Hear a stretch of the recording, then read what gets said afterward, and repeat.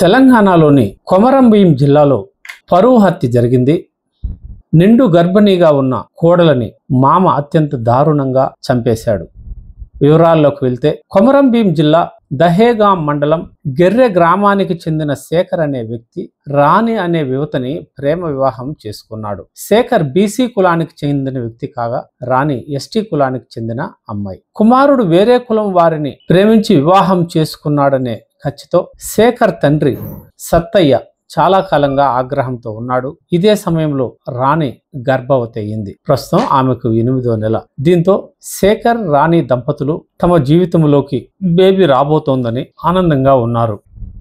అయితే వారి ఆశలను అడియాసలు చేస్తూ శేఖర్ తండ్రి సద్దయ్య కోడలు గర్భవతి అనే విషయాన్ని కూడా మరచి గొడ్డలితో ఆమెను నరికేశాడు.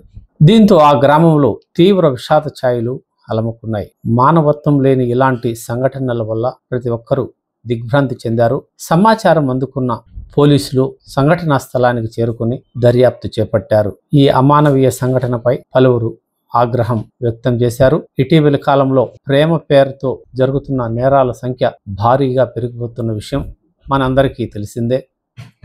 పెద్దలు ఒప్పుకోలేదని కొన్ని ప్రేమ జంటలు ప్రాణాలు అర్పించుకుంటున్న నేపథ్యంలో ఇష్టం లేని పెళ్లి చేసుకున్నారని కొందరు పెద్దలు హత్యలకు పాల్పడుతున్నారు. ఇంకా దారుణం ఏమిటంటే మరికొందరు పెద్దలు పెళ్లి చేసినట్లే నమ్మించి అల్లుడు లేదా కోడల్ని అత్యంత దారుణంగా చంపేస్తున్న సంఘటనలు కూడా పలు చోటు చేసుకుంటున్న విషయం అందరికీ తెలిసిందే. ఈ తరహా ఘటన తాజాగా కొమరంభీం జిల్లాలో చోటు చేసుకోవడం అందరినీ విస్మయపరుస్తోంది.